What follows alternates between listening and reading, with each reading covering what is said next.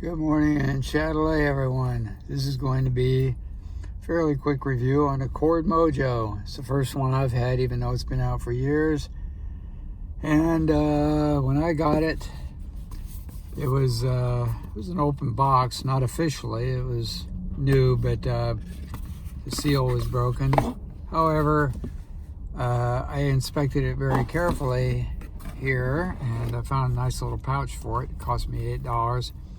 Unlike the $100 pouch that Chord sells that only partially encloses it, this encloses it completely, so all the ports are protected from dust and dirt and all that sort of thing, which is always a better idea when it comes to electronics.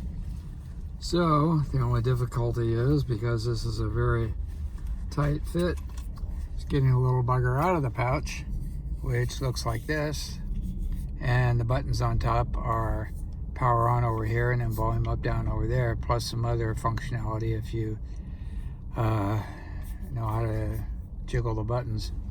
So over here on this side we've got a coax port, which I don't use. We've got an optical port, which I don't use, both inputs, and then we have on the near left side we have the communication port to ship your digital data into the Mojo, and then to the right of that we have the charging port. And something interesting about charging, we have two headphone ports here. They're identical, 3.5 millimeter, both identical, no different functionality there. But on this charging, there is absolutely nothing in the box besides the Mojo and the cable, which is a small micro USB cable. And then if you're going to go to an Apple device, in addition to this micro USB cable right here, you need the camera connector.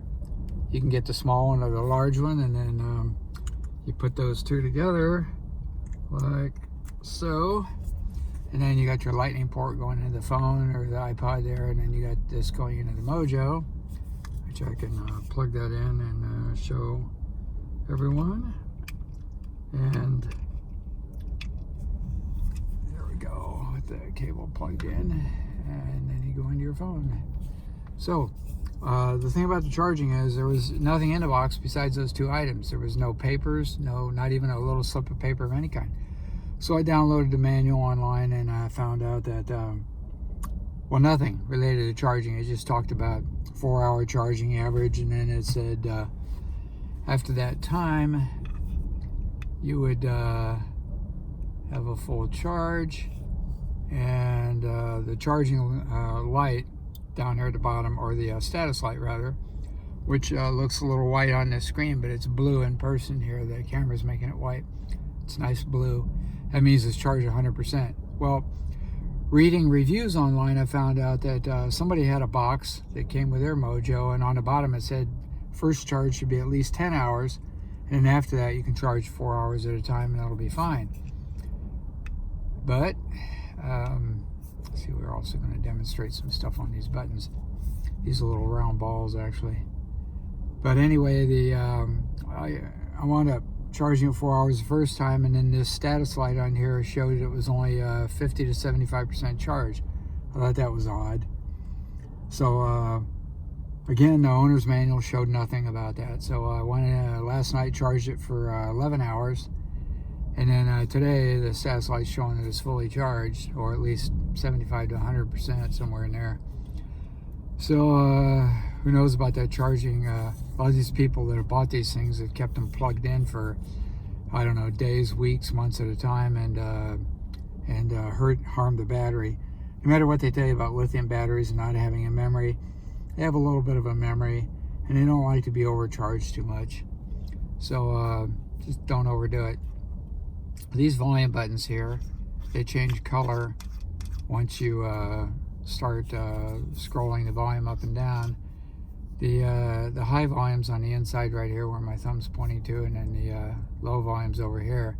So if you get it all the way down to the bottom for IEMs, and one of them will be brown, the other one will be whatever color your volume's turned to. And then when you go the other direction to high volume, apparently the low volume button turns white, and then the other button is whatever color your going to. And I think once you have a signal plugged in and actual music running, then this power button will display a color indicating what your music signal is. And I think we're right here on the side of the box. Yeah, there's your sample bit rates all the way to 768 and DSD. And there's not much on this box. It tells you on the back Mojo is award-winning, blah blah blah, and all that sort of thing, and all the different music formats it supports. Now, one interesting thing is that cable I got with a FiO Q1 version 2, Q1-2. It was a micro USB to lightning cable, very short, so it plugged right into my phone and it acts as a DAC to the phone, and it works perfectly. But that same cable doesn't work with the Mojo, so the Mojo somehow senses that it doesn't like that FiO cable, and so it wants the, like I say, the two-piecer here with the camera connection kit, which is kind of getting old-fashioned these days. Who knows how all this is going to work out in the long run. Here's my receipt. Got a little bit of a deal on this, but these are my friends here, Todd the Vinyl Junkie at Three Forks, Montana. And if you ever get a chance to go to Three Forks, Montana, go. It's beautiful. It's like going back 100 years in time. People ride horses to their favorite delis and stuff like that and park them there. Absolutely amazing place. Just absolutely gorgeous scenery. I imagine people come from Europe and they just hardly believe their eyes. There's all that space out there. So anyway, there's some of the physicals and properties of the Chord Mojo. Pretty small, about the size of a small pack of smokes. Camel regulars maybe, which I used to love. And the sound is clean, clear, and all that. And while the esoteric guys go over all the different properties of the sound, how much layering there is and all this other junk, fact is, unless you have 10 different headphones and go through every single one of them and how they react to this amp, and do that with the other amps that you're comparing to, you don't really know how it inherently sounds, because different impedances do amazing things to these little DAC amps. And this has a very, very low output impedance. I think it's something like 0.4 ohms or whatever.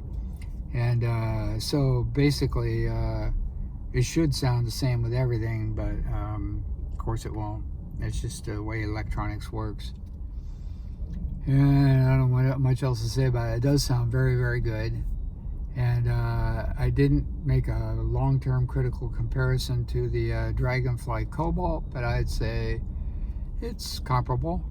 And it's definitely better than the FiO Q1-2, which is a $100 DAC amp, which tends to be a little edgy sounding at times, and this does not. So a lot of people say because it doesn't sound edgy on these edgy tracks and everything else, it must be rolled off or it must be softening the sound some. I don't think so. I think it just has better electronics in it, and it just doesn't transmit that edgy sound as much. That's my guess. I mean, it is solid state. It's not a tube amp. So yeah, and it has a unique kind of DAC in it too. But anyway, this thing was retailing for $600. I got it for $500, and $500. That's a little on the high side. But then again, I paid something like $450 for an amp only from a couple different companies. And this is a DAC amp for $500. What I got it for. A lot of people are buying it for that. So pretty fair deal, I guess, for something that's high-end like that. There's the back of it. Serial number is 63262, which means that probably late 2018 to early 2019 production, I guess, based on what I've read online. And I don't know if I need to say anything else about this or not. It's a heavy little brick for its size. So, you know, if you want a high-end DAC that just is pretty sure to sound better than your $100 or even $200 DAC, this could be a good way to go. I recommend it.